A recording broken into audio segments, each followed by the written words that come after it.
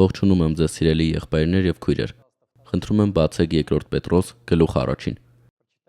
Նորից կկարդանք 5-ից 7-րդ համարները։ Այժմ մենք վերլուծում ենք կոնկրետ այս հատվածը, անցնելով այստեղ թվարկված անհատական հատկանիշները։ Եկեք հիշենք, թե ինչ ենք ուսումնասիրում։ 2 Պետրոս գլուխ 1-ին 5-ից 7-րդ համարները։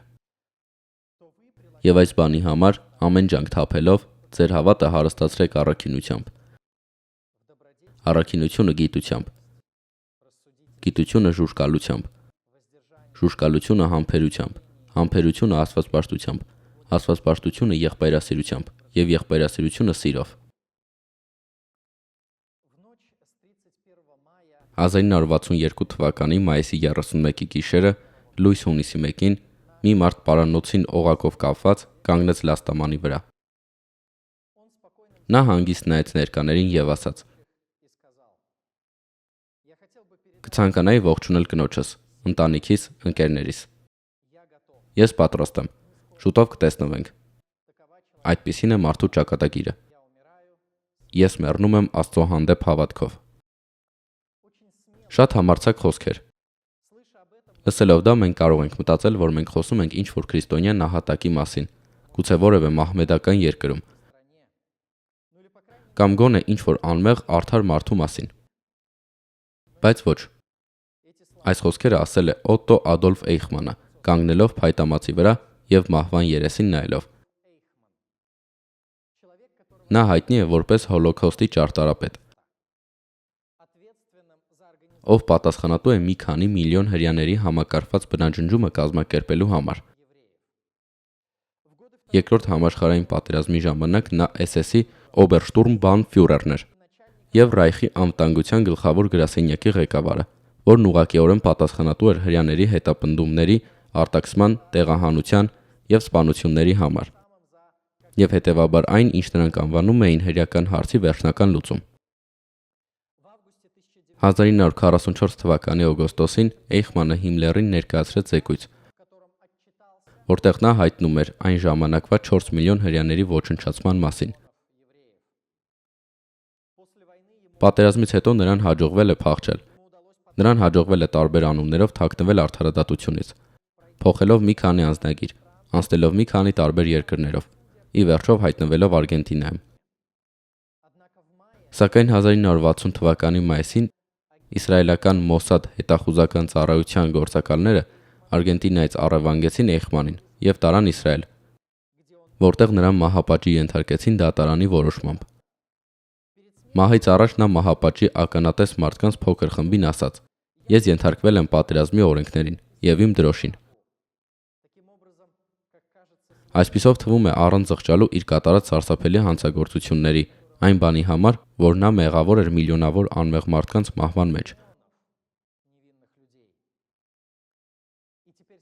Եվ հիմա համեմատեք սա այն խոսքերի հետ, որոնք նա ասաց, երբ կանգնած էր փայտամածի վրա։ Շուտով կտեսնվենք, Աստծուն հավատով եմ մահանում։ Ինչպես ցույց է տալիս այս պատմությունը, մարդը կարող է քրիստոնեություն դավանել եւ նույնիսկ հավատալ, որ գնալու է դրախտ,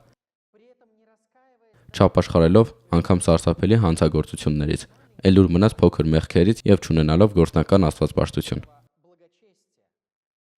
Աստվածաշունչը խոսում է 2 Տիմոթեոս 3-5 գլխում այդպիսի մարդկանց մասին։ Նրանք արտաքուստ աստվածապաշտ են, բայց աստվածպաշտության զորությունն ուրացել են։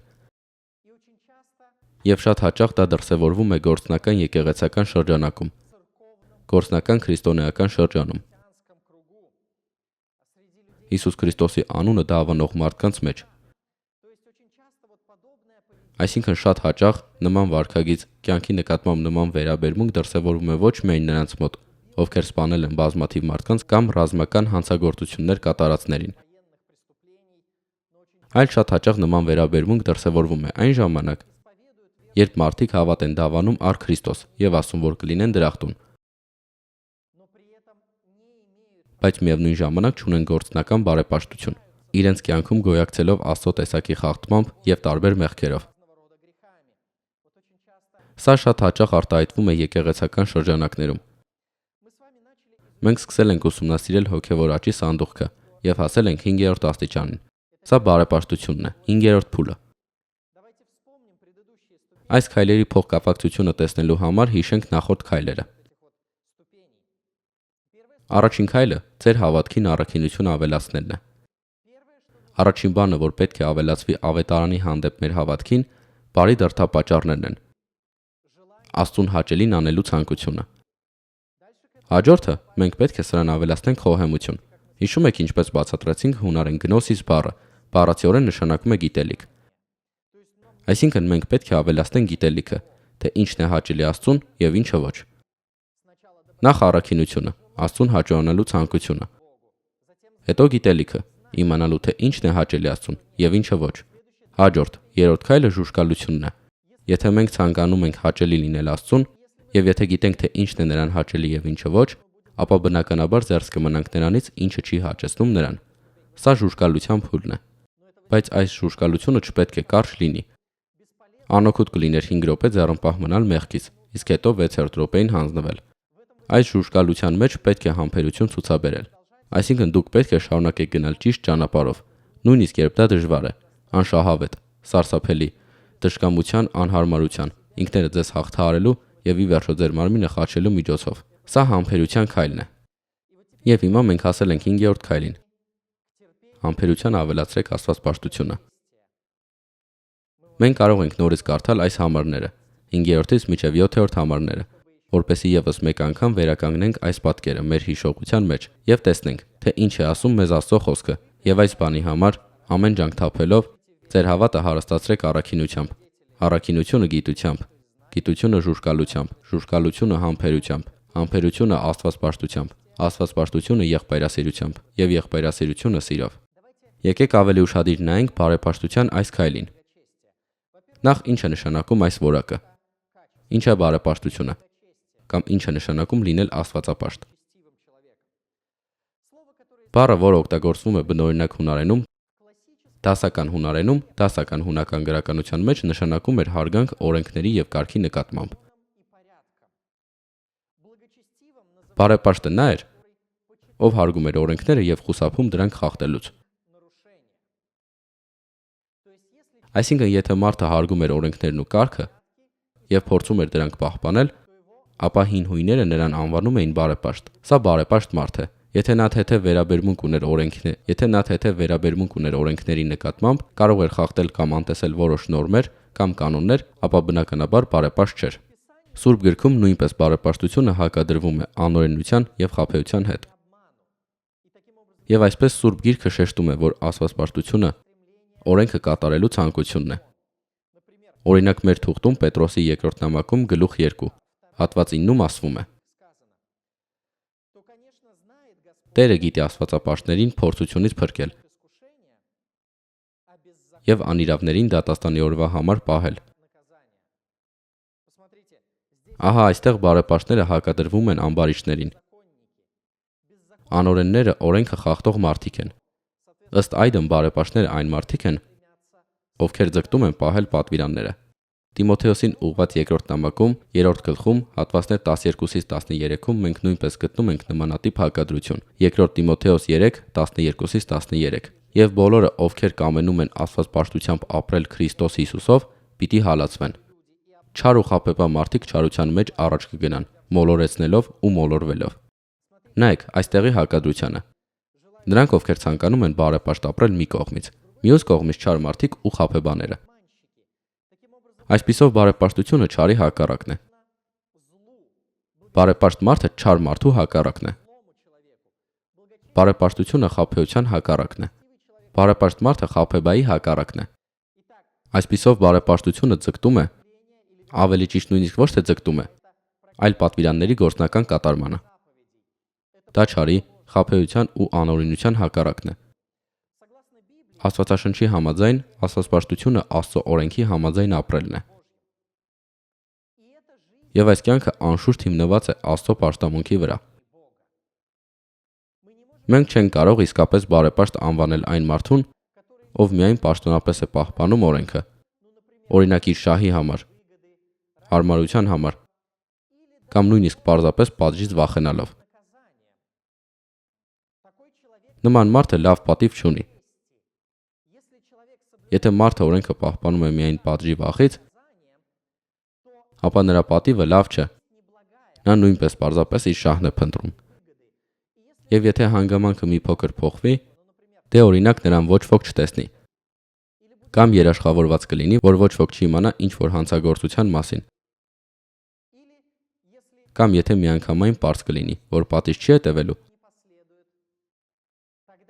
ապա մարդը իհարկե նորից կսկսի խախտել օրենքը եւ ինչ որ չար բան կանի։ Այսինքն նա ամբարիշտ է։ Եթե մարդը օրենքը չի խախտում միայն պատժից վախենալով, ապա դա չի անում պատվից ելնելով։ Ոչ թե նրա համար, որ խիղճը թույլ չի տալիս, այլ դա անում է ուղղակի իր շահի համար։ Բարեպաշտ մարդն այն է, երբ մարդ կատարում է Աստծո օրենքը, ցանկանալով պատվել Աստծուն։ Մարդը կատարում է Աստծո պատվիրանները ոչ թե այն պատճառով, որ նա գիտի, որ Աստված իրենից վեր է եւ ցանկանում է հաճեսնել նրան։ Աստծուն պատվելը եւ նրա օրենքը կատարելը գործնականում նույն բանն է։ Դա նույն մետաղադրամի երկու երեսն է, մեկը մյուսից անբաժան։ Չես կարող ասել ես պատվում եմ Աստծուն, բայց ես աչք եմ փակում նրա օրենքի վրա։ Ինչպես եք պատվում Աստծուն, եթե չեք լսում նրան։ Աստծուն մեծարել նշանակում է լսել, թե ինչ է նա ասում, եւ փորձել հնազանդվել նրան։ Այսպիսով Աստծո հանդեպ ակնածանքը եւ նրա օրենքի կատարումը նույն մետաղադրամի երկու երեսներն են, եւ հենց դա է բնութագրում բարեպաշտ մարդուն։ Բարեպաշտ մարդը այն մարդն է, ով Աստծուն հնազանդվելու համար ցկտում է ամեն ինչում պահել նրա օրենքը։ Կարևոր է նշել, որ բարեպաշտությունը պարզապես առանձին արարք չէ։ Դա ոչ միայն բարության կամ նվիրատվության մեկ գործողություն է, որը կապված է ինչ որ լավ գործի հետ։ Բարեպաշտությունը միայն մեկուսացված արարք չէ, այլ ապրելակերպ։ Հենց դրանով է բարեպաշտությունը տարբերվում մեր հոգևոր աճի սանդուղքի նախորդ քայլերից։ Զերծ մնալը ձեռնպահ մնալն է մեկ կոնկրետ մեղքից։ Սա առանձին ակտ է, բայց սա ընդհանրապես ոչինչ չի ասում կյանքի մասին։ Համբերությունը երկարաժամկետ հաղթանակ է ինչ որ մեղքի նկատմամբ։ Այնուամենայնիվ կրկին, սա դեռ չի բնութագրում մարդու ամբողջ կյանքը որպես ամբողջություն։ Մարդը կարող է որոշ առումներով լինել առաքինի, իսկ որոշ առումներով խախտել օրենքը։ Դուք հանդիպել եք նման մարդկանց, ովքեր լավ տպավորություն են թողնում։ Երբեմն նրանք նույնիսկ կարող են լինել ամբողջովին աշխարհիկ մարդիկ, ովքեր շատ բարի են եւ վայրացակամ են։ Նրանք նույնիսկ կարծես թե ինչ որ բարություն են ճառագում իրենցից եւ կարող են օգնել, բայց միևնույն ժամանակ նրանք խախտում են Աստծո օրենքը որոշ այլ ոլորտներում։ Օրինակ մարդը կարող է օգնել աղքատներին, ու ընդհանրապես լինել շատ բարի ու վայրացակամ, բայց միաժամանակ լինել պոռնիկ։ Կարող ենք նրան բարեպաշտ անվանել։ Ոչ։ Թեև նա անում է որոշ բարի գործեր եւ որոշ բաներ ճիշտ է անում, մենք չենք կարող նրան աստվածապաշտ անվանել, քանի որ նա դեռևս ունի իր կյանքի մնացած ոլորտները, որոնք լիովին չեն համապատասխանում Աստծո օրենքին։ Կան մարդիկ, որ նույնիսկ եկեղեցիներում ավետարանություն են անում, հանձնարարություններ են կատարում, բայց միևնույն ժամանակ անազնիվ են բիզնես անում կամ կարող են խաբել։ Այդպիսի մարդուն չի կարելի անվանել նաև բարեպաշտ, նույնիսկ եթե նա բարի գործեր է անում եւ ինչ որ բաներում ճիշտ է գործում։ Նա դեռևս ունի իր կյանքի ոլորտները, որոնք ենթակա չեն Աստծո օրենքին, եւ որտեղ նա խախտում է Աստծո պահանջները կամ գործում է իր խղճի դեմ։ Եթե անգամ մարդ շատ բարի գործեր է անում, նա չի կարող բարեպաշտ կոչվել, եթե մնում է Աստծուն ոչ հաճելի ոլորտներում։ Այսպիսով բարեպաշտությունը միայն մեկուսացված արարք չէ։ Բարեպաշտությունը բնութագրում է մարդու կյանքի ամբողջությունը։ Դա ապրելակերպ է։ Եվ այսպես, հոգևոր աճի ընթացքում մենք պետք է ժուժկալությունից համբերությամբ անցնենք բարեպաշտության։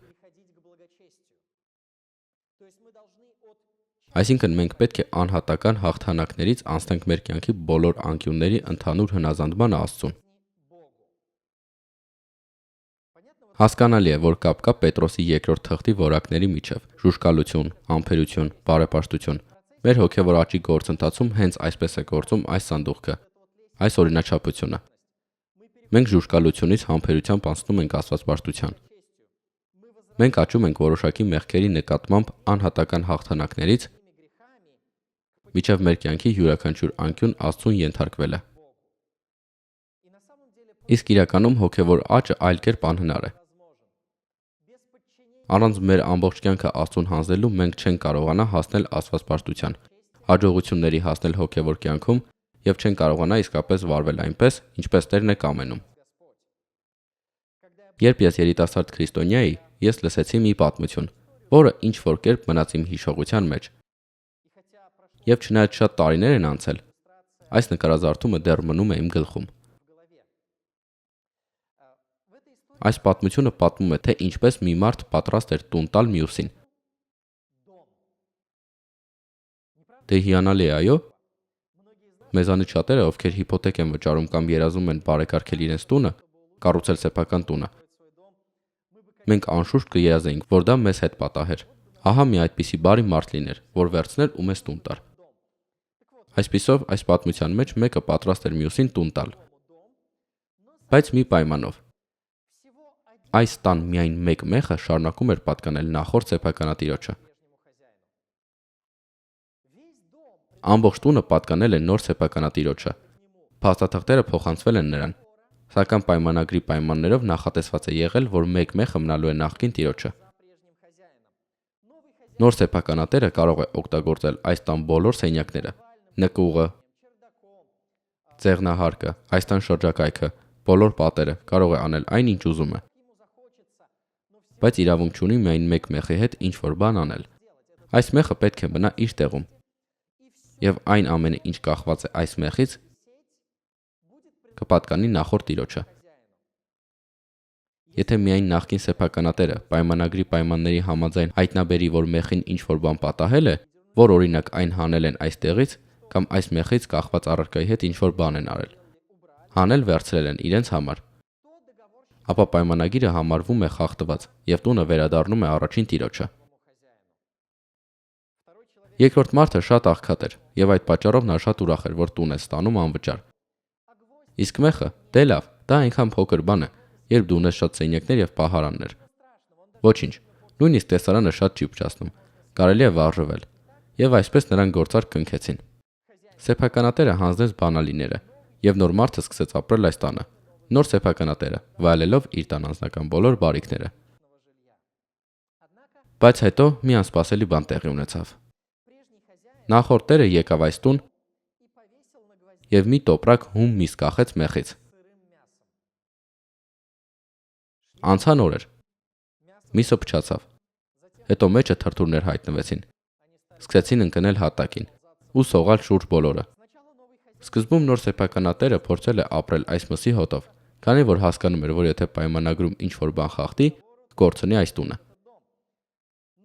Բայց հետո դա անհնարին դարձավ։ Տանը պարզապես անտանելի դարձավ ապրելը։ Եվ ի վերջո նա կորցրեց ամբողջ տունը մի մեխի պատճառով։ Մի ամբողջ տուն կորավ։ Այս պատմությունը մեզ սովորեցնում է, որ մենք չենք կարող մեր կյանքի գրեթե բոլոր սենյակները տալ Աստծուն եւ մեկ մեխ թողնել սատանային։ Չի կարելի գրեթե ամեն ինչ տալ Աստծուն եւ մի քիչ էլ թողնել քեզ համար։ Միայն մեկ մեխը կարող է հանգեցնել ամբողջ տան կորստի։ Կամ ամեն ինչ տալիս ես Աստծուն առանց ինչ-որ բան պահելու, կամ վերջում ամեն ինչ կորցնում ես։ Տիտանիկը խորտակվել է մեկ սառցաբեկորի կողմից։ Ադամն ու Եվան կորցրել են դրախտը մեկ մեղքի պատճառով։ Շատ ծառայողներ, որոնց մասին կարելի էր պատմել, մեկը մյուսի հետևից։ Երբեմն նույնիսկ երբ ես անձամբ ճանաչում էի այդ մարդկանց, կորցրեցին եւ ծառայությունը, եւ եկեղեցին, եւ քրիստոնեական կյանքը։ Մեկ մեղսավոր կրքի պատճառով, որում նրանք տրվեցին։ Շատ այլ քրիստոնյաներ հավատքի մեջ նավաբեկության են ենթարկվել։ Մեկ մեղավոր ցանկության։ Մեկ կրքի։ Մի սիրո համար, որը ոչ իրենցն էր, բայց պահում էին իրենց համար։ Կամ թե կարծում եք Սուրբ Գիրքը զուր է ասում։ Հակոբոս 4:5 Աստված նախանձախնդրությամբ է պահանջում այն հոգին, որ բնակեցրեց մեր մեջ։ Աստված նախանձախնդիր է։ Նա չի հանդուրժի, որ մենք կիսենք մեր նվիրումը մեկ ուրիշի հետ։ Մեր նվիրումը իրեն եւ ուրիշին։ Նա չի հանդուրժի, որ մենք իր հետ հավասարապես սիրենք եւ իրեն եւ մեկ ուրիշին։ Որ ինչ որ բան տանք իրեն եւ մի մասը պահենք մեզ համար։ Հոգին, որ ապրում է մեր մեջ, սիրում է նվերներ։ Նա մեզանից պահանջում է կամ ամեն ինչի անվերադարձ հանձնում, կամ ոչինչ չի ստացվի։ Սիրելի բարեկամներ, մենք պետք է մեր կյանքի բոլոր ոլորտները նվիրենք Քրիստոսին։ Ահա թե ինչ է աստվածպաշտությունը։ Ահա թե ինչ է բարեպաշտությունը։ Զսպվածությունն այնն է, երբ մենք ձեռնպահ ենք մնում այս կոնկրետ իրավիճակում։ Երբ մեզ մոտենում է որոշակի գայթակղություն, մենք ձեռնպահ ենք մնում մեկ կոնկրետ մեղքից։ Սա ձեռնպահություն է։ Երբ մենք դժվարանում ենք զերծ մնալ մեղքից եւ դժվարանում ենք դիմակայել գայթակղություններին, բայց մենք շարունակում ենք դա անել, սա համբերություն է։ Եվ երբ մենք դա կիրառում ենք մեր կյանքի բոլոր ոլորտներում եւ սկսում ենք ձեռնպահ մնալ Աստծուն տհաճ բաներից, այսպիսով ենթարկվելով Աստծուն եւ նրա օրենքին, մեր կյանքի ամեն անկյունին, մեր սրտի բոլոր անկյուններին, շրջելով այն Աստծո առջև եւ ասելով. Տեր, ամեն ինչ քո առջև է, ամեն ինչ քեզ է պատկանում։ Ոչինչ թաքնված չէ։ Ես ինձ համար ոչինչ չեմ թողնում։ Ահա ես, վերցրու ինձ։ Ահա թե ինչ է աստվածպաշտությունը։ Այժմ անդրադառնանք նրան, թե ինչու է աստվածպաշտությունը կարևոր։ Ինչու է աստվածպաշտությունը կարևոր։ Մենք կարող ենք գտնել մի քանի պատճառներ Սուրբ Գրքում, որոնք ցույց են տալիս դա։ Նախ, աստվածպաշտությունը կարևոր է, քանի որ այն ապրելակերպ է, որը հաճելի է Տիրոջը։ Սա Տիրոջը հաճելի ապրելակերպ է։ Աստված մեզնից բարեպաշտություն է ակնկալում։ Աստված աչք չի փակում նրա վրա, թե արդյոք մեր կյանքը ենթակա է նրա օրենքին, թե ոչ։ Ոչ, նա ակնկալում է, որ իր բոլոր զավակները աստվածապաշտ կլինեն։ Առաջին Տիմոթեոս 2, հատված 2, 1 Տիմոթեոս 2:2 Աղոթեք թագավորների ու բոլոր իշխանավորների համար, որպեսզի լիակատար աստվածպաշտությամբ ու մաքրությամբ խաղաղ ու հանգիստ կյանք վարենք, որովհետև սա բարի եւ ընդունելի է մեր Փրկիչ Աստծու առաջ։ Տեսեք, թե ինչպես է Պողոս առաքյալը նկարագրում Աստծուն հաճելի կյանքը Ա Տիմոթեոսում, որն է քրիստոնեական կյանքի իդեալը, որպեսզի կարողանանք հանգիստ եւ խաղաղ կյանք վարել։ Մենք պատրաստ կլինեինք համաձայնել սրա հետ եւ կասեինք. «Օ, այո, որքան հրաշալի կլիներ ունենալ հանգիստ եւ հանդարտ կյանք», եւ շփելով մեր ձեռքերը կարող էինք ուրախությամբ ասել. «Այո, դա ինձ հարմար է»։ Բայց տեսեք, սրանով Աստծուն հաճելի կյանքի նկարագրությունը չի ավարտվում։ Խաղաղ ու հանգիստ կյանք վարենք, որովհետև սա բարի եւ ընդունելի է։ Խաղաղ ու հանգիստ կյանք վարենք, որովհետև սա բարի եւ ընդունելի է մեր Փրկիչ Աստծու առաջ։ Սա հաճելի է նրան։ Աստված ակնկալում է, որ մենք ապրենք մեր ողջ կյանքը իր օրենքի համաձայն։ Մեր կյանքի բոլոր անկյունները եւ ծածուկ տեղերը նրան է պատկանելու։ Բարեպաշտությունը կարևոր է երկրորդ, քանի որ այն փրկում է դատաստանի վախից։ Աստվածպաշտությունը կարևոր է, քանի որ միայն իրականում աստվածպաշտությունը, աստվածապաշտ կյանքը կփրկի քեզ Աստծո դատաստանի վախից։ Պետրոսի երկրորդ թուղթ, գլուխ 3, համարներ 11-12 Պետրոս առաքյալը նկարագրում է, թե ինչպես է ապագայում այս ամբողջ երկիրը այրվելու։ Ապագայում աղետալի Աստծո դատաստանը գալու է երկիր։ Աստված կպատժի մարդկությանը իրենց մեղքերի համար։ Երկրորդ Պետրոս 3:11 Քանի որ այս ամենը պիտի քանդվի։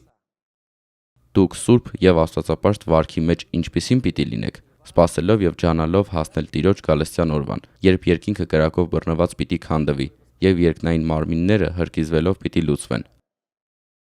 Սիրելի ընկերներ, մենք սպասում ենք նոր երկնքի եւ նոր երկրի։ Սպասում ենք Քրիստոսի գալուստին, սպասում ենք Արմագեդոնին։ Սպասում ենք ամբողջ եկեղեցու հետ միասին, ասում ենք այո, արի Տեր Հիսուս։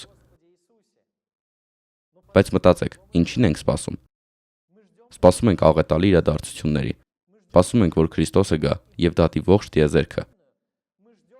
Սպասում ենք նշանների երկնքում եւ երկրի վրա, երբ արևը կվերածվի խավարի, լուսինը կդառնա արյան պես, երբ իրականում գետեր կհոսեն չար մարդկանց արյունով, որոնք կպատժվեն Տիրոջ կողմից։ իրականում մեզ սարսափելի ու աղետալի իրադարձություններ են սպասվում։ Ինչ պայմաններում կարող ենք մենք ինքներս սպասել նրան առանց վախի։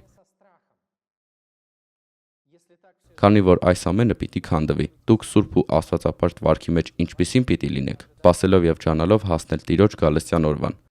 Միայն եթե մենք իսկապես ապրում ենք Աստծուն հաճելի կյանքով, հնազանդվելով նրա օրենքին, կարող ենք բավարար վստահություն ունենալ առանց վախի հանդիպելու Քրիստոսին։ Հաջորդ պատճառը. բարեպաշտները կպարգևատրվեն։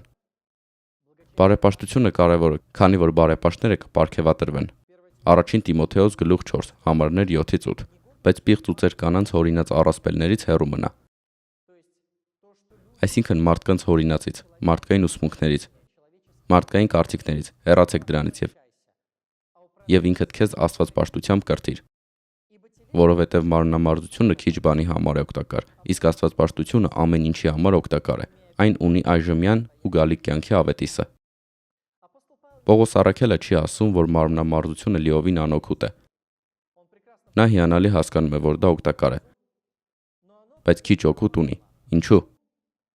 Որովհետև դա օգտակար է միայն երկրային կյանքի համար։ Իսկ ֆիզիկական վարժությունները ի զորու չեն բացարձակապես որևէ օգուտ բերել ապագա կյանքի, Աստծո արքայության համար։ Նույնիսկ եթե դուք հաղթեք բոլոր սպորտային մրցանակները կամ հասնեք ամենաառողջ ապրելակերպին երկրի վրա, դա ձեզ ոչ մի բաժին չի տա Աստծո թագավորությունում։ Ֆիզիկական վարժությունները քիչ օգտակար են։ Այն օգտակար է միայն ներկա երկրային կյանքի համար, բայց աստվածպաշտությունը օգտակար է ամեն բանի համար, խոստում ունենալով ներկայի ու գալիք կյանքի մասին։ Իրականում, եթե մենք բարեպաշտություն ենք ցուցաբերում եւ հասնում ենք բարեպաշտության, այսինքն մեր կյանքը ենթարկում ենք Աստծո օրենքին, ապա օրհնություն ենք ստանում եւ այստեղ երկրային կյանքում, ներկայիս կյանքում եւ գալիք կյանքում, եւ այստեղ երկրային կյանքում, ներկայիս կյանքում եւ գալիք կյանքում։ Ֆիզիկական վարժությունները քիչ օգտակար են, քանի որ դրանք օգուտ են բերում միայն ներկա կյանքում, բայց ոչ ապագա կյանքում։ Բարեպաշտությունը օգտակար է ամեն ինչի համար, քանի որ այն օգուտ է բերում թե ներկա, թե ապագա կյանքում։ Աստվածապաշտները կպարգևատրվեն։ Չորրորդ պատճառը. աստվածպաշտության մերժումը կույրերի եւ կործանվողների ճանապարհն է։ Աստվածպաշտության մերժումը կույրերի եւ կործանվողների ճանապարհն է։ Առաջին Տիմոթեոս գլուխ 6, համարներ 3-ից 4։ Իսկ եթե մեկն ուրիշ բան ուսուցանի եւ չանսա մեր Տեր Հիսուս Քրիստոսի ողջամիտ խոսքերին ու բարեպաշտ վարդապետությանը, նա մեծամտությունից կուրացած է, ոչինչ չգիտի, հիվանդ է, խնդիրներ եւ լեզվակռիվներ հարուցելու աղտով։ Շատ հաճախ որոշ քրիստոնյաներ հայտնվում են ինչ-որ վիրուսի, ինչ-որ հիվանդության ազդեցության տակ, որը խեղաթյուրում է նրանց մտածելակերպը։ Ընդունելով շնորհի ուսմունքը եւ հասկանալով, որ մենք գործերով չենք փրկվում, այլ փրկվում ենք միայն Աստծո շնորհով, Հիսուս Քրիստոսի սխրանքով, այն բանով, ինչ Տերն արեց մեզ համար Գողգոթայի խաչի վրա։ Այս մարդիկ սկսում են ցույց տալ իրենց արատներն ու իրենց մեղավորությունը, կարծես հպարտանում են դրանով։ Ասենք հովիվը տեղադրում է իր լուսանկարը, որտեղ ոգելից խմիչք է խմում։ Կամ ինչ-որ հովվիկին տեղադրում է իր լուսանկարը, որը նույնպես պատշաճ վիճակում չէ։ Եվ այսպես մարդիկ սկսում են մի տեսակ ծաղրել մյուս հավատացյալներին։ Թվում է, թե նրանք ինչ-որ հաճույք են ստանում ուրիշներին ծաղրելուց եւ նման դժգոհության կրակը իրենց վրա քաշելուց։ Բայց իրականում սա միայն վկայում է հենց այդ մարդկանց նրանց վիճակի մասին։ Նա, ով այլ կերպ է ուսուցանում եւ չի հետևում բարեպաշտության ուսմունքին, ով չի ձգտում իսկապես ապրել հանգիստ, հանդարտ, ամենայն բարեպաշտությամբ եւ մաքրությամբ, չներկայացնելով իր մեղքերը, այլ ընդհակառակը խաչելով իր մեղքերը, նա հպարտ է եւ ոչինչ չգիտի։ Ինչպես պետք է իմանա։ Նա կարծում է, որ գիտի, բայց իրականում ոչինչ չգիտի, այլ վարակված է։ Դա այն է, ինչ մենք կարդում ենք նաեւ այստեղ, չէ՞, այլ վարակված է։ Դա հիվանդություն է։ Մի ընկեք այս հիվանդության մեջ։ Մի բռնեք այս վիրուսը։ Նա մեծամտությունից կուրացած է, ոչինչ չգիտի, հիվանդ է խնդիրներ եւ լեզվակռիվներ հարուցելու աղտով։ Աստվածպաշտության մերժումը կույրերի եւ կործանվողների ճանապարհն է, քանի որ Աստծուն հաճելի կյանքը անպայմանորեն նրա օրենքին ենթարկվելու կյանք է։ 5-րդ պատճառը, թե ինչու է աստվածպաշտությունը կարևոր, այն է, որ աստվածպաշտությունը լավագույն հարստությունն է։ Ա Տիմոթեոս 6:6 հատվածում մենք կարդում ենք. Սակայն աստվածպաշտությունը գոհունակության հետ միասին մեծ շահ է։ Քրիստոսն ասաց. Ինչ օգուտ կբերի մարդուն, եթե նա ձեռք բերի ամբողջ աշխարհը, բայց կորցնի իր հոգին։ Ահա թե ինչպես է մարդը վնասում իր հոգուն, երբ երկրային որոշ հարստություններ է գերադասում Քրիստոսից, երբ գերադասում է իր որոշ հաճույքները Տիրոջ ասածից։ Բայց իրականում ամենամեծ հարստությունը, ամենամեծ ձեռքբերումը, որը երբևէ կարող ենք ձեռք բերել մեր կյանքում, դա աստվածպաշտությունն է։ Գոհունակությամբ աստվածպաշտությունը մեծ շահ է։ Եվ վերջապես, եւս մեկ պատճառ, թե ինչու է բարեպաշտությունը կարևոր։ Բարեպաշտությունը հաճելիություն է տարածում, աստվածպաշտությունը հաճելիություն է տարածում։ Ինչ նկատի ունեմ։ Եթե մարդ բարեպաշտ է, այսինքն իր կյանքի բոլոր ոլորտները ստորադասված են Աստծուն, այնքան որքան հնարավոր է տվյալ պահին, այո, խոսքը բացարձակ կատարելության մասին չէ, այլ հնարավոր ամեն ինչում, բոլոր բնագավառներում Տիրոջը հնազանդվելու գիտակցված ցանկության մասին է։ Այսպիսով այդպիսի մարդը ունի բարի անուն, բարի համբավ, բարեպաշտության հաճելի բուրմունք է տարածվում նրա շուրջը։ Կլեյաստասի գրքում 7-րդ գլխում առաջին հատվածում ասվում է. Հիշում եք, մենք մի անգամ կարդացել ենք մեր եկեղեցու մեջ, որն այդ ժամանակ մեր փոքր խումբն էր։ Մենք ուսումնասիրել ենք Կլեյաստասի գիրքը։ Ներառյալ մեր քննարկված այս հատվածը ես այն կկարդամ իմ թարգմանությամբ։ Լավ համբավն ավելի լավ է, քան անուշահոտ յուղը։ Ավելի լավ է լավ համբավ ունենալ, քան անուշահոտ յուղ։ Բուրավետ յուղը դա հնում օծանելիքն է։ Այսինքն վերցրել են ամենաբարձր կարգի ձիթապտղի յուղ, ամենամաքուր ձիթապտղի յուղը եւ խառնել տարբեր անուշահոտ խեժերի, տեղաբույսերի եւ այլնի հետ։ Այսինքն նրանք ունեին օծանելիք պատրաստելու իրենց բաղադրատոմսերը։ Դա բնական օծանելիք էր, որը հավանաբար նույնիսկ ավելի լավն էր, քան հիմա։ Եվ այսպես Կլեյաստասի գրքի հեղինակը ասում է, որ անուշահոտ յուղը իհարկե լավ է, այն բուրմունք է տարածում։ Երբ կանգնում ես նման անուշահոտ յուղ օգտագործած մարդու կողքին, ոչ մի տհաճ հոտ չես զգում։ Ընդհակառակը, քեզ հաճելի է լինել այս մարդու մթնոլորտում, այն մթնոլորտում, որը նա արձակում է իր շուրջը։ Բայց Սողոմոնն ասում է, որ բարի համբավը կամ բարի անունը նույնիսկ ավելի լավ է, քան լավ օծանելիքը։ Այսինքն, եթե մարդը ունի բարի անուն, բարի համբավ, ապա սա էլ ավելի հաճելիություն է տարածում նրա շուրջը։ Եվ հենց այսպես է գործում բարեպաշտությունը։ Երբ մարդ բարեպաշտ է, եւ դու գիտես, որ կարող ես հույս դնել նրա վրա ցանկացած ոլորտում, նա ամեն ինչում ձգտում է կատարել Աստծո պատվիրանները, ապա հաճելի է լինել նման մարդու շրջապատում։ Բարեպաշտությունը հաճելիություն է տարածում։ Այսպիսով մենք տեսանք, թե ինչու է բարեպաշտությունը կարևոր։ Եկեք հիմա խոսենք ավելի գործնական կողմի մասին եւ նայենք ինքներս մեզ։ Ինչպես իմանաս արդյոք բարեպաշտ ես։ Ինչպես հասկանաս արդյոք բարեպաշտ ես։ Դա անելու համար դուք պետք է ստուգեք ձեր կյանքի տարբեր ոլորտները, որպեսզի հասկանաք, թե արդյոք մենք աստվածավախ մարդիկ ենք, արդյոք մեր կյանքը աստվածապաշտ է։ Մենք պետք է պարբերաբար ստուգենք մեր կյանքի տարբեր ոլորտները։ Ինչպես ասվում է 1 Տիմոթեոս 4:16-ում, 1 Տիմոթեոս 4:16։ Ուշադիր եղիր ինքդ քո եւ քո ուսուցման նկատմամբ, ու դրա մեջ հարատևիր, որովհետեւ այդ անելով կփրկես թե ինքդ քեզ, թե քեզ լսողներին։ Երբեմն այս հատվածը մեկնաբանվում է, ներկայացվում է հատկապես ռուսալեզու հատվածում, ոչ միայն իհարկե, այլ հատկապես, որովհետև այսպես ենք թարգմանել. խորացիր քո մեջ։ Կարծես հայացքը դեպի ներս պետք է ուղղված լինի։ Եվ այս համարը շատ հաճախ մեկնաբանվում է այնպես, որ մարդ պետք է անընդհատ հասկանա իր դրդապատճառները, եւ որ մեկ մակարդակում պետք է մշտական ուշադրություն պահել իր ներքին վիճակին։ Այսինքն ինքդ քո մեջ նայելը, ներքնատեսությունը, ներքին մղումները եւ Սուրբ Գրքի ուսմունքները։ Իրականում դա այն չէ, ինչի մասին այս հատվածը խոսում է։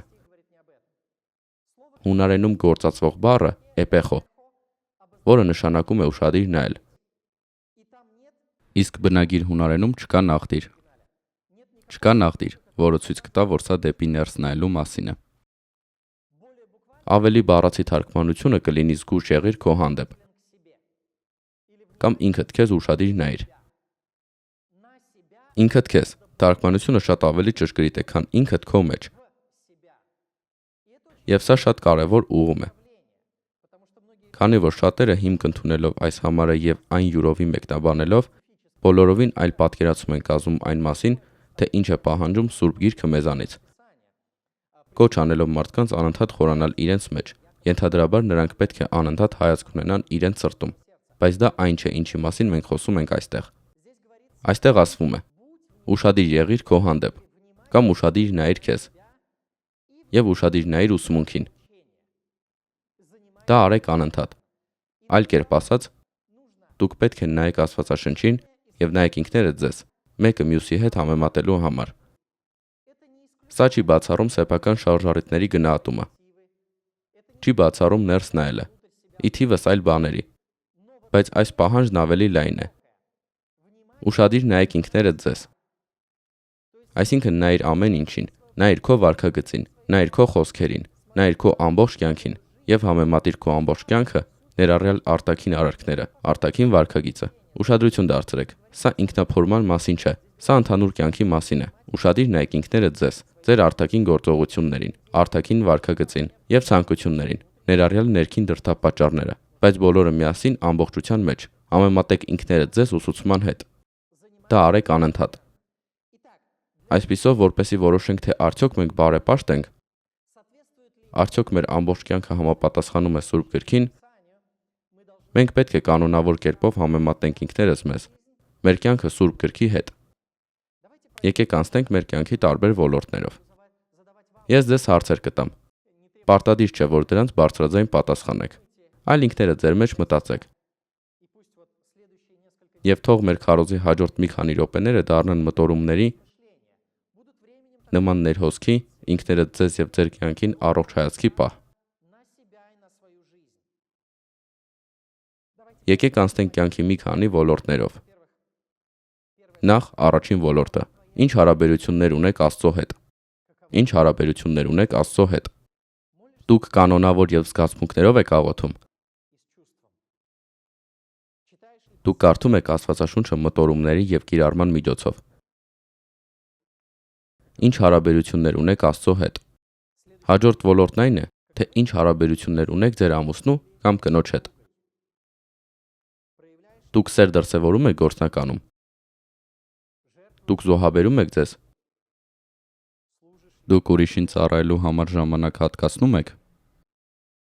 Իհարկե, այս ոլորտներից յուրաքանչյուրում կարող եք ավելի շատ հարցեր տալ, կարող եք ավելի մանրամասն խոսել դրա մասին, բայց մենք դրա համար ժամանակ չենք ունենա։ Ես պարզապես ուզում եմ ձեզ ցույց տալ ձեր կյանքի տարբեր ոլորտները գնահատելու օրինակ։ Այսպիսով առաջին ոլորտը ձեր հարաբերություններն են Աստծո հետ, երկրորդը ձեր հարաբերություններն են ձեր ամուսնու կամ կնոջ հետ։ Երրորդ ոլորտն այն է, թե ինչ հարաբերություններ ունեք այլ հարազատների հետ, ձեր երեխաների, ձեր ծնողների, ձեր եղբայրների եւ քույրերի հետ եւ այլն, ընտանեկան ավելի լայն շրջանակի հետ։ Դրանց հետ լավ հարաբերություններ պահպանում եք, դուք հարգում եք ձեր ծնողներին, դուք ձեր երեխաներին դաստիարակում եք Տիրոջ խրատով։ Լավ հարաբերություններ կառուցում եք այլ հարազատների հետ։ Հաջորդ, չորրորդ ոլորտն այն է, թե ինչ հարաբերություններ ունեք հակառակ սեռի հետ։ Եվ ես նկատի չունեմ միայն ձեր կնոջը կամ ամուսնուն, եթե դուք ամուսնացած եք, այլ ընդհանրապես հակառակ սեռի հետ։ Դուք մաքուր եք պահում ձեր աշկերը։ Դուք մաքուր եք պահում ձեր մտքերը։ Հինգերորդ ոլորտն այն է, թե ինչ հարաբերություններ ունեք եկեղեցու հետ։ Դուք կանոնավոր հաղորդակցություն պահպանում եք ձեր եկեղեցու ընտանիքի հետ։ Դուք ծառայում եք այլ հավատացյալներին։ Կարող եք ասել, որ դուք իրականում որոշակի ներդրում եք անում ինչ-որ մեկին զորացնելու կամ օգնելու եւ դրանով իսկ օգուտ բերելու համար եկեղեցուն։ 6-րդ ոլորտն այն է, թե ինչ հարաբերություններ ունեք աշխատանքի հետ։ Ինչ հարաբերություններ ունեք աշխատանքի հետ։ Դուք պատասխանատու աշխատող եք։ Ձեր ղեկավարները, ենթակաները կամ գործընկերները ձեր մեջ քրիստոնեական վարքագիծ տեսնում են։ Հաջորդ, 7-րդ ոլորտն այն է, թե ինչ հարաբերություններ ունեք ֆինանսների հետ։ Դուք պատասխանատու եք գնումների եւ այլ ծախսերի հարցում, թե անպատասխանատու ծախսում եք։ Դուք բավականաչափ վաստակում եք ձեր աշխատանքից, կարիքավորներին տալու համար։ 8-րդ ոլորտ. ինչ հարաբերություններ ունեք օրենքի հետ։ Դուք ենթարկվում եք օրենքներին։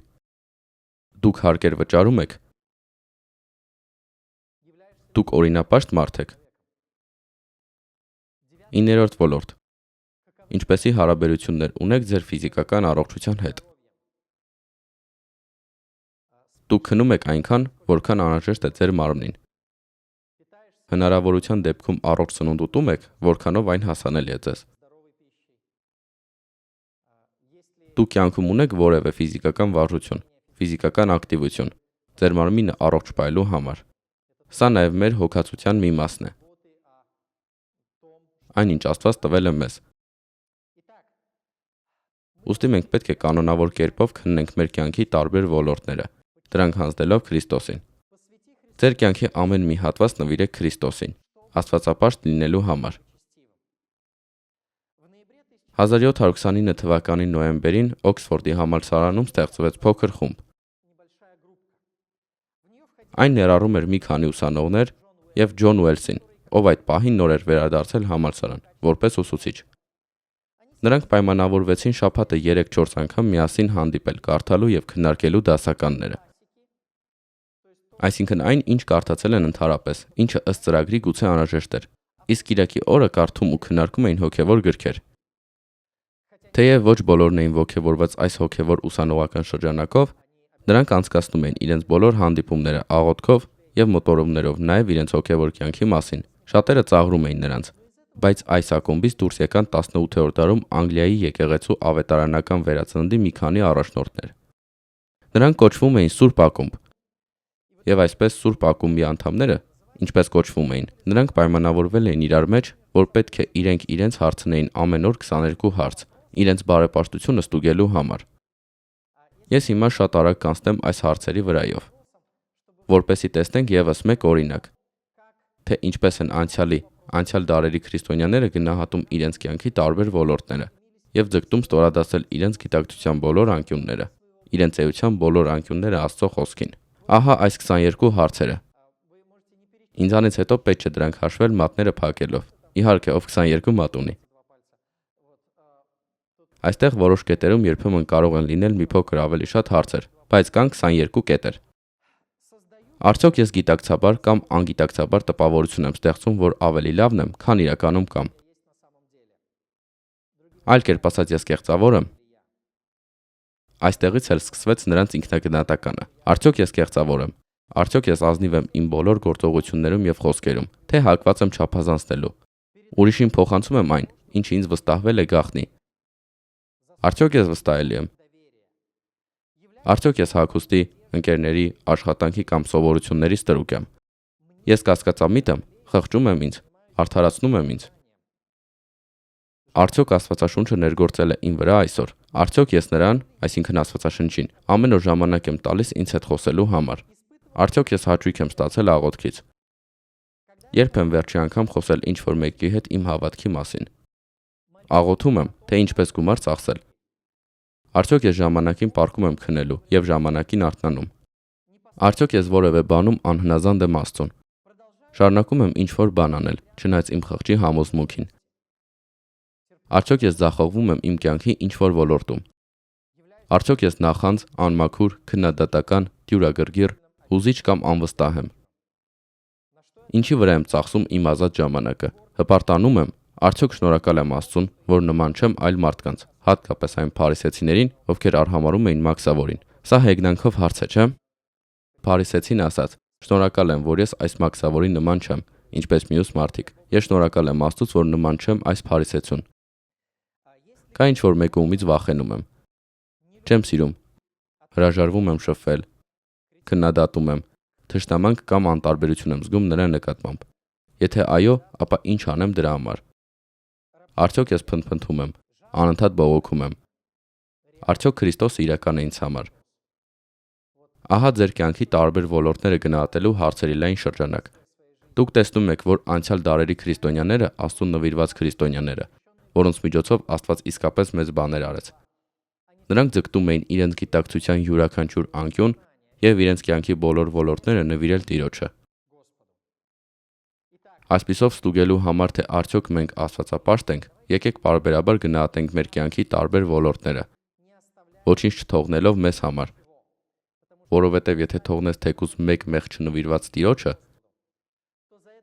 ապա այս մեղի պատճառով սատանան քեզ կզրկի քո տնից։ Եթե մի թելը բաց թողնենք, շարքից դուրս մնանք, ապա սատանան կքաշի այդ թելը եւ նրա հետևից մանվածքի ամբողջ քնդիկներ կթռչեն։ Շատերը երբեմն մտածում են, որ եթե ինչ-որ ոլորտում ինչ-որ խնդիր ունեն, ապա կարծում են, որ դա հենց այս ոլորտի նեղ խնդիրն է։ Օրինակ թմրամոլը կարծում է, որ ինքը պարզապես թմրամոլության խնդիր ունի։ Բայց իրականում այս խնդիրը շատ ավելի լայն է։ Եթե նա պարզապես փորձի հրաժարվել թմրանյութից, օրինակ դուրս գալով հաղթահարել հիվանդությունը, հետո քիչ թե շատ կարգի բերել իրեն, որ չուզենա կամ որոշ սահմանափակ ջանքեր գործադրի պարզապես թմրանյութից ազատվելու համար, ապա ամենայն հավանականությամբ նա նորից կվերադառնա թմրամոլությանը։ Լավագույն դեպքում դժոխք կգնա առանց թմրամիջոցների։ Սթափ։ Բայց վատագույն դեպքում նա կվերադառնա նույն թմրամոլությանը։ Ինչու՞։ Որովհետև իրականությունն այն է, որ նա թմրամոլ է դարձել, քանի որ ուներ մի ամբողջ փունջ այլ խնդիրներ։ Նա թմրամոլ դարձավ, քանի որ անպատասխանատու էր եւ վախենում էր։ Վախենում էր լուծել իր խնդիրները։ Նա թմրամոլ դարձավ, որովհետև անազնիվ էր եւ սովոր էր ստել ու խաբել։ Եվ հետո թմրամոլությունը նրան տարավ ավելի մեծ խաբեության, եւ նա դարձավ ավելի անազնիվ, թաքցնելու իր մեղքերն ու իր ապրելակերպը եւ այլն։ Այսինքն մենք տեսնում ենք, որ իրականում անհնար է նեղ կենտրոնանալ միայն մեկ խնդրի լուծման վրա։ Դուք պետք է ձեր ամբողջ կյանքը նվիրեք Աստծուն եւ կարգի բերեք ձեր կյանքի բոլոր ոլորտները։ Միայն այդ դեպքում սատանան տեղ չի ունենա մեր կյանքում։ Տեղ մի տվեք սատանային։ Դե վերջապես մեր վերջին հարցը, հենց այս նկատառումներն էին, որ մեզ հանգեցրին դրան։ Այդ դեպքում ինչպես կարող ենք բարեպաշտության հասնել։ Ինչպես հասնել բարեպաշտության։ Թույլ տվեք ձեզ մի քանի աստվածաշնչյան խորհուրդ տալ։ Առաջին խորհուրդը. դադարեցրեք ձեր մեղքը հիմնավորել։ Ինչպես հասնել բարեպաշտության։ Առաջին խորհուրդը. դադարեցրեք ձեր մեղքը հիմնավորել։ Սովորաբար մեղքի ցանկացած երկարաժամկետ խնդիր, որտեղ մենք անընդհատ սայթաքում ենք, անընդհատ ընկնում ենք նույն մեղքերի մեջ, պայմանավորված է մեր մեղքի հիմնավորմամբ։ Այսինքն այն փաստով, որ մենք գտնում ենք ինչ-որ բանական բացատրություն, թե ինչու կարող ենք շարունակել մեղք գործել։ Կամ մենք գտնում ենք ռացիոնալ բացատրություն, թե ինչու կարող ենք շարունակել ձախողել մեղքի դեմ լուրջ քայլեր ձեռնարկել։ Կամ մենք գտնում ենք բացատրություն, թե ինչու կարող ենք շարունակել արդարացնել մեր մեղքը։ Մենք արդարացնում ենք մեր մեղքը կամ արդարացնում դրա դեմ պայքարելու հստակ վճռական գործողությունների բացակայությունը։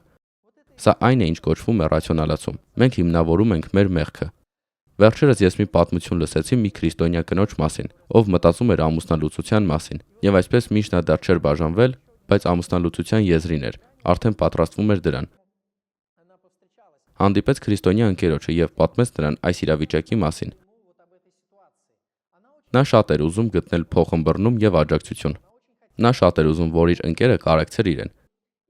եւ մի տեսակ հավանություն տար ամուսնալուծվելու իր որոշմանը։ Այսինքն նա ըստ երևույթին կասկածում էր։ Խիղճը դեռ ինչ որտեղ մեղադրում էր նրան, բայց նա ուզում էր ինչ որտեղ իր խղճի համար հանգիստ գտնել, որպեսզի ինչ որ մեկը մխիթարի նրան, թե ինչպես է նա որոշել վարվել։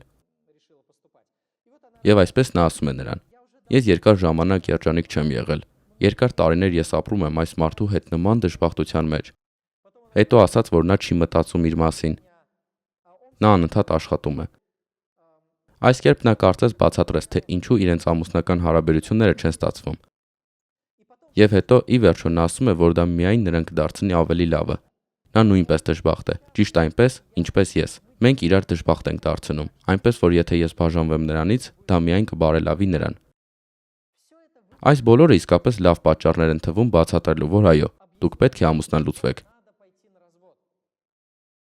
Բայց իրականում ինչպես ավելի ուշ պարզվեց, այս քրիստոնյան իրականում հենց այդ նույն ժամանակ, նույնիսկ ամուսնալուծությունից առաջ, նա արդեն սկսել էր հարաբերություններ աշխատավայրում իր գործընկերներից մեկի հետ։ Այսինքն այս բոլոր պատճառները պարզապես ինքնաարդարացման փնտրտուք էին։ Մեղքը արդարացնելու պատճառների որոնում։ Մարդիկ օգտագործում են տարբեր պատճառները մեղքը հիմնավորելու համար, եւ մենք դա անում ենք ցանկացած մեղքով։ Եթե կա ինչ-որ մեղք, որը վաղուց առկա է մեր մեջ, եւ մենք չենք ցանկանում որևէ բան անել դրա դեմ, ապա մենք սովորաբար ինչ-որ բացատրություններ ենք տալիս, ինչի պատճառով մենք կարող ենք չազատվել այս մեղքից։ Ես ձեզ կտամ նման բացատրությունների մի քանի օրինակ։ Ահա ռացիոնալացման տարբեր եղանակներ։ Առաջին ճանապարհը, դա անում են բոլորը։ Բախվել եք այս բացատրությանը։ Շատ հաճախ մարդիկ դա են ասում։ Եթե նրանք օրինակ խաբում են աշխատավայրում, ինչ որտեղ անազնիվ գործեր են վարում, քննության ժամանակ արտագրում են, կամ իրենց կյանքում ինչ-որ այլ անազնվություն են գործում, առաջին իսկ արդարացումը, որ նրանք հավանաբար ասում են, դե դա անում են բոլորը։ Ինչ է, կարծում ես մյուս հավատացյալները ավելի լավն են, թե ինչ-որ բան։ Այո, ես գիտեմ, որ մյուս հավատացյալները ունեն նույն խնդիրները, բայց ոչ ոք չի խոսում դրա մասին։ Բայց ես այնքան անկեղծ եմ, ես պարզապես վերցրեցի եւ դա ասացի։ Սրա մեջ նույնիսկ որոշակի արժանիք կա, այո, դա անում են բոլորը, բայց իրականում դա ընդհանրապես մեղքի ռացիոնալացում է։ Իրականում ոչ բոլորն են դա անում։ Տեր Հիսուս Քրիստոսը դա չարեց, առաքյալները դա չարեցին, Աստծո շատ այլ սուրբ մարդիկ դա չարեցին, եւ հիմա շատ քրիստոնյաներ դա չեն անում։ Ամեն ինչ կախված է նրանից, թե ում ես նայում։ Դրա համար էլ բոլորն էլ դա են անում։ Դա մեղքի ռացիոնալացում է, դա կեղծ արդարացում է։ Կամ էլ մենք երբեմն մեղքը այսպես ենք հիմնավորում. սա մեղք չէ։ Եթե ես գողանամ մի բան, որը արդեն գողացել են, դա մեղք է, դա գողություն է։ Դե օրինակ, եթե ես հարկեր չեմ վճարում, պետությունը մեզ թալանում է։ Դե ինչպես մարդիկ են ասում, այո, պետությունը մեզ թալանում է, մեզ քիչ են տալիս, այնքան էլ չեն վճարում, մեզանից շատ են վերցնում, այդ պատճառով ես վերցնում եմ այն, ինչ իմն է։ Սա մեղքի ռացիոնալացում է։ Կամ երբեմն, երբ խոսքը գնում է աշխատանքի վայրում կաշառքի մասին, ոմանք արդարացնում են իրենց կաշառք վերցնելը եւ ասում. եթե ես այս գումարը չվերցնեմ, ուրիշը կվերցնի։ Բայց այստեղ մեր համակարգը չի աշխատում առանց կաշառքի։ Եթե ես չվերցնեմ, իմ ենթական կվերցնի, կամ եթե ես չվերցնեմ, իմ ղեկավարը կվերցնի, ինչ որ մեկը այնուամենայնիվ կվերցնի։ Այդ մարդը ամեն դեպքում չի պատրաստվում անվճար ստանալ մեր ծառայությունը։ Եվ ինչու ես չլինեմ այն վերցնողը։ Մեղքի ռացիոնալացում։ Կամ այնուամենայնիվ ես երբեք չեմ կարող կատարյալ լինել։ Դե ինչ իմաստ ունի, որ ես այդքան ջան գործադրեմ շտկելու իմ կյանքի այս հատվածը։ Ես երբեք չեմ կարող կատարյալ լինել։ Մենք գործերով չենք փրկվում։ Սա նույնպես մեղքի ռացիոնալացում է։ Կամ մենք ապրում ենք մի ժամանակաշրջանում, երբ անհնար է չմեղանչել։ Այդպիսի ժամանակներ են հիմա։ Մեր միջավայրն է այդպիսին, մեր դաստիարակությունն է այդպիսին, աշխարհն է այդպիսին, ֆիլմերն են այդպիսին, ինտերնետն է այդպիսին։ Հիմա ուղղակի անհնար է մեր ժամանակներում չմեղանչել։ 100 տարի առաջ դա դեռ ինչ որ կերպ հնարավոր էր, բայց հիմա դա լիովին անհնար է։ Սա նույնպես մեղքի ռացիոնալացում է։ Կամ լավ, ես հիմա մի քիչ կմեղանչեմ, բայց հետո ժամանակ կունենամ ապաշխարելու։ Այո, ես հասկանում եմ, որ դա մեղք է, բայց այս պահին ես ոչինչ չեմ կարող անել դրա դեմ։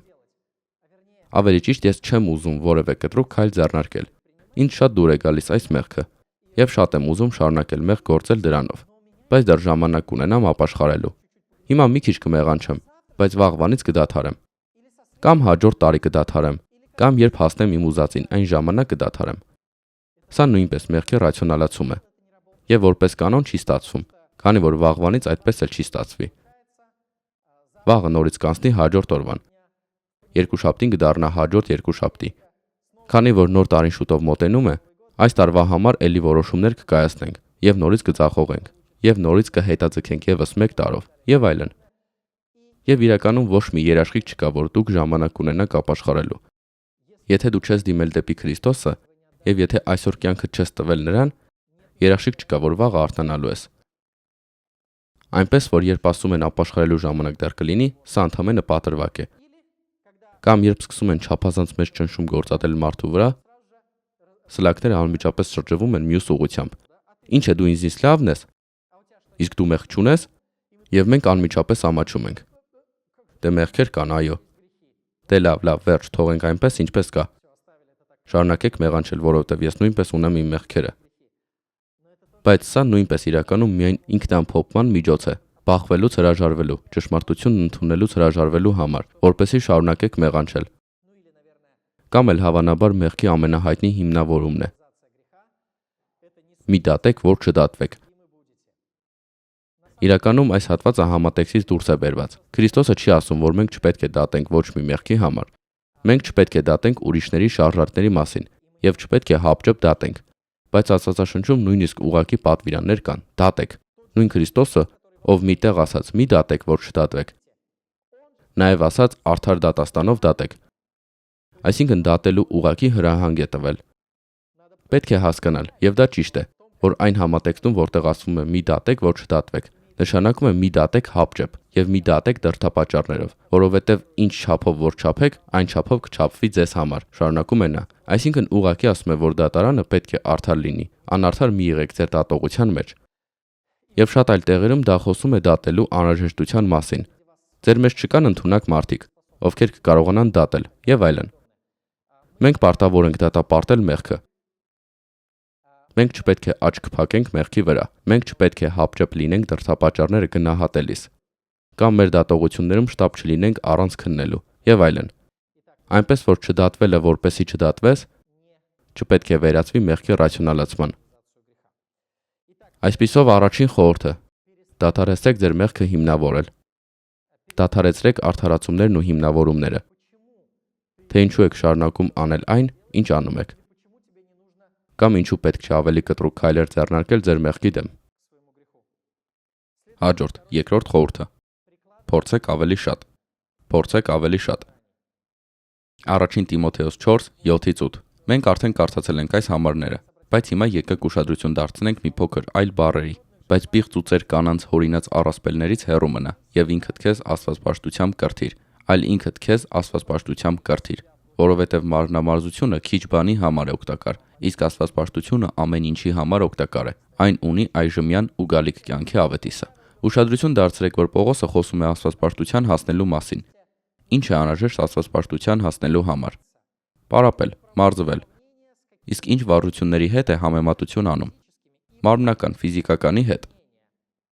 Նա ֆիզիկական վարժությունները կարծես նույն մակարդակի վրա է դնում այս համեմատության մեջ։ Բարեպաշտության եւ մարմնական վարժություններ։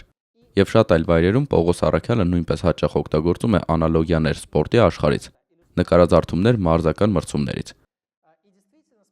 Եվ իսկապես սպորտի ոլորտը, սպորտային մրցակցությունը մեզ տալիս է շատ ըմբռնումներ կամ շատ խորհուրդներ,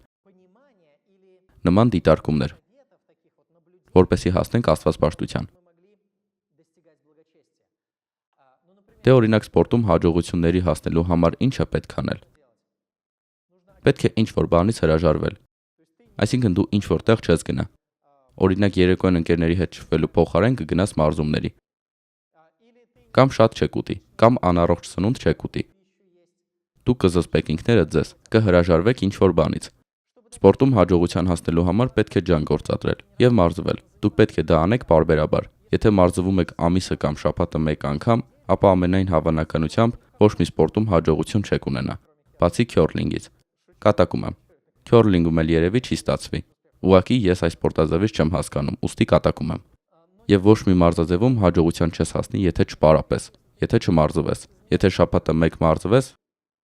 ոչ մի հաջողություն չես ունենա։ Դա շատ ակնհայտ է մրցումներում։ Երբ օրինակ մարտարվեստում հավաքվում են մրցումների, օրինակ ինչ-որ քաղաքային կամ մարզային մրցումների, այնտեղ գալիս են տարբեր ակումբներ եւ սպորտային բաժիններ։ Եվ ահա այն ակումբները, որոնք մարզվում են շաբաթական 3 անգամ, եւ օրինակ իրենց դեմ դուրս են գալիս մարզադպրոցներից, որոնք մարզվում են շաբաթական 6-ից 7 անգամ, տարբերությունը հսկայական է։ Հաջողության չեք հասնի, եթե անկանոն մարզվեք։ Բայց չգիտես ինչու կարծում ենք, որ շաբաթը մեկ անգամ մարզվելու դեպքում աստվածպաշտության կհասնենք։ Այսպիսով Կիրակի օրը մենք եկանք եկեղեցի։ Նստեցինք ծառայության ժամանակ, լսեցինք, երգեր երգեցինք միասին, աղոթեցինք, գնացինք տուն եւ հետո գրեթե ոչինչ չենք հիշում քրիստոնեական կյանքի մասին եւ ուտելուց առաջ աղոթելուց չգիտես ինչու կարծում ենք, որ կդառնանք աստվածապաշտ։ Իրականում ոչ։ Առանց կանոնավոր վարժությունների անհնար է հասնել աստվածպաշտության, նույն կերպ նաև առանց կանոնավոր մարզումների անհնար է հասնել հաջողությունների սպորտում։ Եվ առանց ջանք թափելու անհնար է հասնել հաջողության։ Երբ դուք օրինակ ծանրաձող եք բարձրացնում, եւ դա ձեզ համար դժվար է եւ ծանր, եւ ձեր մկանները ցավում են, բայց եթե ինքներդ ձեզ չստիպեք դա անել, ապա արդյունքում չեք աճի։ Եթե դուք վազում եք եւ արդեն շունչը կտրվում է եւ ուզում եք կանգնել, եւ եթե ձեզ չստիպեք ավելին վազել եւ կարողանալ ավելի արագ վազել, ապա մարմինը կրկին չի վարժվի դրան, չի արտադրի անհրաժեշտ նյութեր, հորմոններ, չի կառուցի մկաններ եւ այլն։ Եվ արդյունքի չես հասնի, ավելի լավ բանի չես հասնի։ Նույնն է աստվածպաշտության դեպքում։ Աստվածպաշտությունը նաեւ իրական ջանք է պահանջում։ Մարզվիր աստվածպաշտությամբ։ Դա արեք անընդհատ։ Ամեն օր ստուգեք ինքներդ ձեզ։ Համեմատեք ձեր կյանքը Սուրբ Գրքի հետ։ Եղեք աղոթքի մեջ։ Կարդացեք Աստծո խոսքը։ Ասեք ոչ մեղքին։ Սովորեք հրաժարվել ցանկացած ցանկություններից, որոնք հաճելի չեն Աստծուն։ Սովորեցրեք ինքներդ ձեզ անել այն, ինչ ձեզ համար անհարմար է, եւ չեք ցանկանում անել։ Դե օրինակ գնալ այն մարդկանց մոտ, ովքեր ձեզ համար հաճելի չեն, եւ մասնակցել տհաճ խոսակցությունների։ Հաղթահարիր ինքդ քեզ։ Մարզվիր աստվածպաշտությամբ։ Պահիր օրագիր։ Եթե դուք պետք է հետևեք ձեր ֆինանսներին, պահեք բյուջե։ Եթե պետք է հոգ տանել առողջության մասին, խնդրեք ինչ-որ մեկին օգնել ձեզ հոգ տանել ձեր մասին, եւ այլն։ Մարզվիր աստվածպաշտությամբ։ Փորձեք ավելի շատ։ Երրորդ խորհուրդը. ընտրեք ընկերությունը խելամտորեն։ Ընտրեք ընկերությունը խելամտորեն։ Բ Տիմոթեոս 3:1-5-ում Պողոսն ասում է, որ վերջին օրերում դժվար ժամանակներ են լինելու, եւ տարբեր մարդիկ կլինեն, եւ նա թվարկում է նրանց շատ հատկանիշներ, եսասերներ, փողասերներ, այս բոլոր տարբեր որակները ամփոփելու համար 5-րդ հատվածում նա ասում է. նրանք արտակուստ աստվածապաշտ են, բայց աստվածպաշտության զորությունն ուրացել են։ Երբ մենք քննարկում էինք այս հատվածները եղբայրների հետ, մենք եկանք այն կարծիքին, ավելի ճիշտ մեզանից շատերը եկան այն կարծիքին կամ կարծիք հայտնեցին, որ սա ավելի շուտ եկեղեցու մարդկանց մասին է, քան աշխարհիկ մարդկանց։ Դժվար ժամանակներ կգան, երբ եկեղեցու մարդիկ կլինեն եսասեր, փողասեր, հպարտ, ամբարտավան եւ այլն, ունենալով աստվածապաշտի տեսք։ Այս աշխարհի մարդիկ, նրանք նույնիսկ բարեպաշտ չեն ձևանում։ Իրենք իրենցից չեն ստեղծում։ Բայց մարդիկ, ովքեր երբեմն դավանում են քրիստոնեություն եւ գալիս են եկեղեցի, նրանք ունեն աստվածապաշտի տեսք, այնպես որ կգա ժամանակ, երբ դա կլինի միայն հայացք առանց ուժի։ Շատերը միայն տպավորություն կստեղծեն, որ իրենք շարունակում են հավատացյալ լինել եւ այլն, բայց իրենց կյանքում մեղքի նկատմամբ իրական հաղթանակ եւ իրական աստվածպաշտություն չունենալով։ Եվ տեսեք, թե ինչ է ասում Պողոս առաքյալը նրանց մասին 5-րդ հատվածում։ Նրանք արտակուստ աստվածապաշտ են, բայց աստվածպաշտության զորությունն ուրացել են։ Նրանցից խուսափիր, նրանցից խուսափիր։ Ինչու պետք է խուսափել այս մարդկանցից։ Որովհետև նրանք ձեզ կվարակեն իրենց կեղծավորությամբ։ Նրանք աստվածապաշտի տեսք ունեն, բայց զորություն չունեն։ Այսինքն միայն իրենց արտաքինն է բարեպաշտ։ Իրականում այդպես չեն ապրում։ Սա կեղծավորություն է։ Իսկ կեղծավորությունը Սուրբ Գրքում համեմատվում է թթխմորի հետ։ Հետևաբար, եթե չհեռանաս այս մարդկանցից, այլ ընկնես այսպիսի ընկերակցության մեջ, որտեղ մարդիկ լինելով թերևս եկեղեցու անդամներ ունեն աստվածապաշտի տեսք, բայց չունեն դրա զորությունը, նույն թթխմորով կխմորվես։ Այսպիսով խուսափեք նման մարդկանցից եւ խելամտորեն ընտրեք ձեր ընկերությունը։ Ա Կորինթացիս 15:33-ում ասվում է.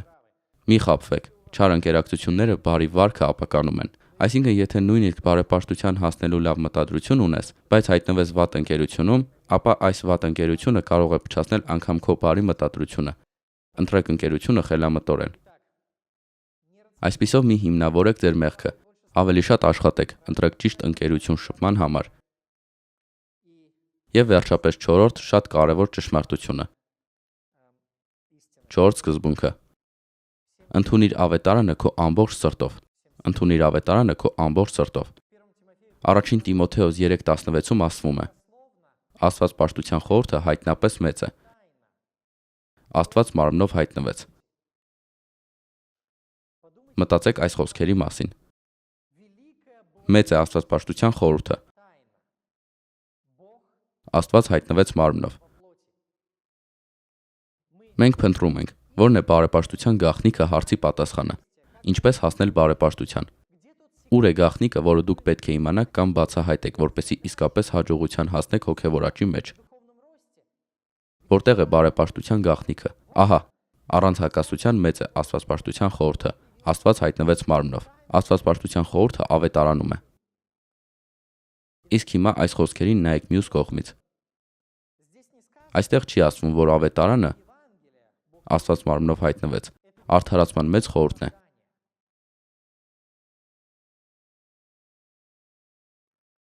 Այստեղ չի ասվում, որ ավետարանը արդարացման մեծ խորհուրդն է։ Այստեղ ասվում է աստվածպաշտության մեծ խորհուրդը։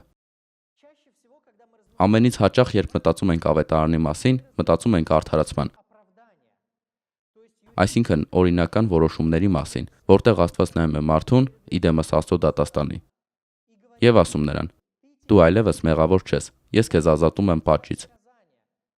Քեզ արդար եմ համարում Հիսուս Քրիստոսով։ Դու հիմա արդար ես իմ աչքին այնպես, ասես մեղք չես գործել։ Այսինքն ավետարանին անդրադառնալիս ամենից հաճախ խոսում ենք իրավական կողմի մասին, բայց այստեղ դա չի ասվում, եւ դա կոչվում է Սուրբ գրքում արդարացում, Քրիստոսի արդարության վերագրում։ Այսինքն երբ պաշտպանվում է Հիսուս Քրիստոսի արդարությունը, այն պաշտպանվում է հավատացյալի համար այնպես, կարծես դա նրա արդարությունն է։ Աստվածաշունչը շատ է խոսում այս մասին։ Սա կոչվում է արդարացում, բայց այստեղ չի ասում, որ ավետարանը արդարացման մեծ խորհուրդն է։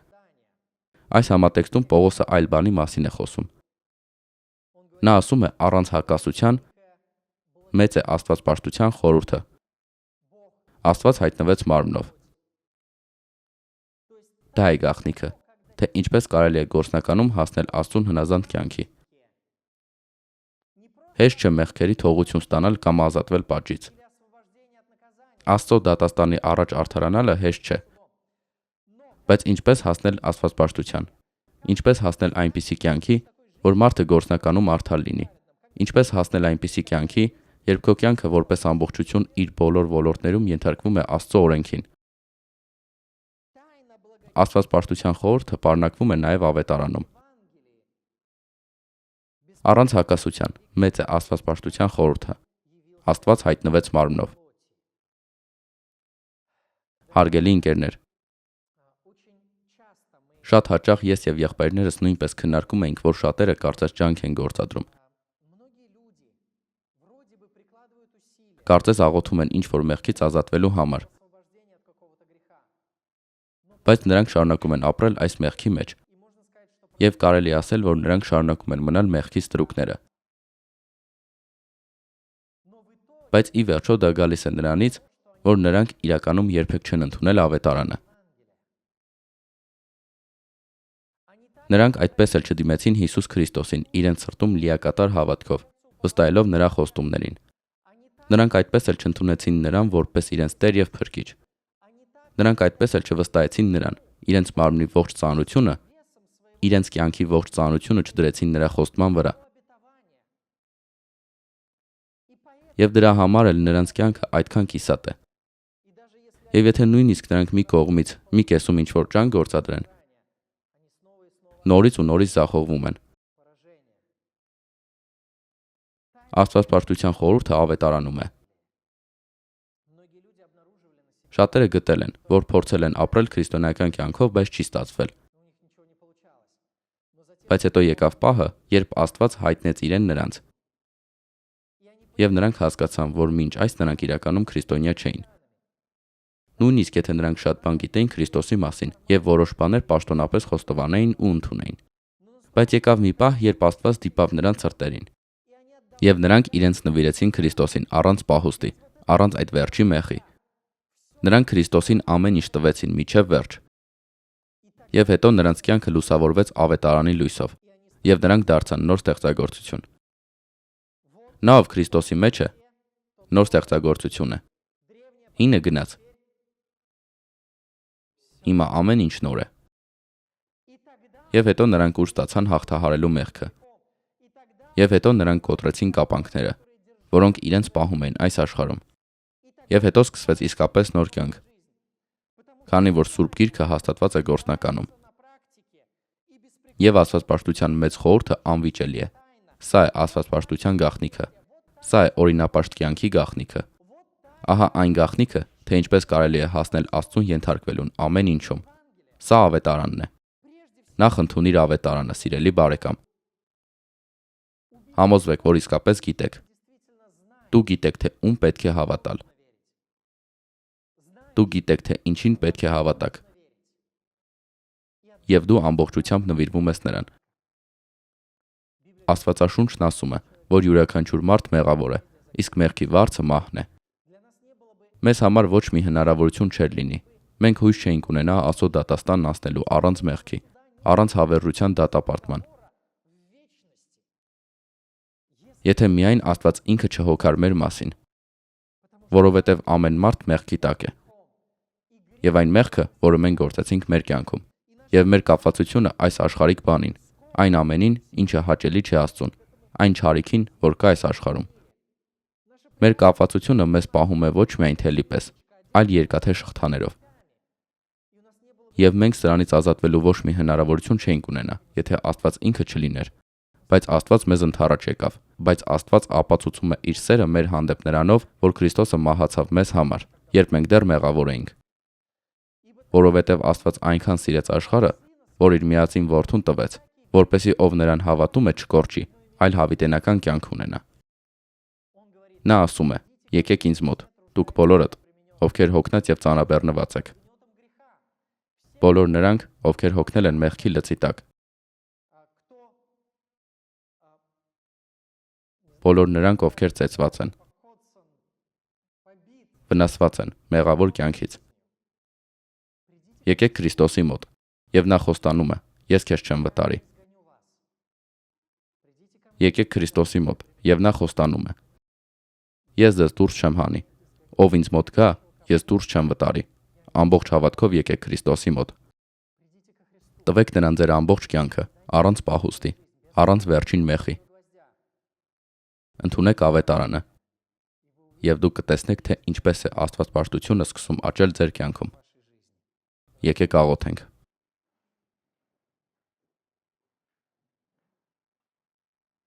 Տեր մեր, մենք ամբողջ սրտով շնորհակալություն ենք հայտնում քեզ մեզ սովորեցնելու համար։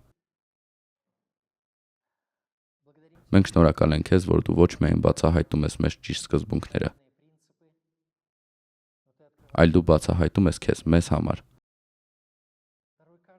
Տուր մեզանից յուրաքանչյուրին հավատքով անձամբ տեսնել քեզ մեր կողքին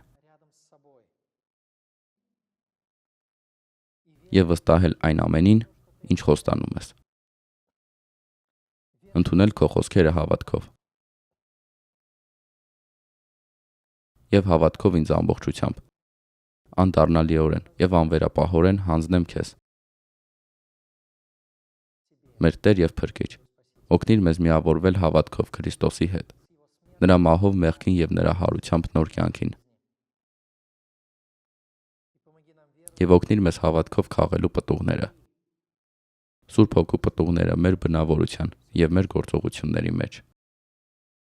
Տուր մեզ բոլորիս գործնականում տեսնենք հաղթանակ մեղքի նկատմամբ, հաղթանակ քո կողմից, հաղթանակ Սուրբ Հոգու միջոցով։ Մեր մեջ քեզ հաճելի Աստվածպաշտություն ստեղծիր։ Մենք աղոթում ենք դրա համար, Հիսուս Քրիստոսի անունով։ Ամեն։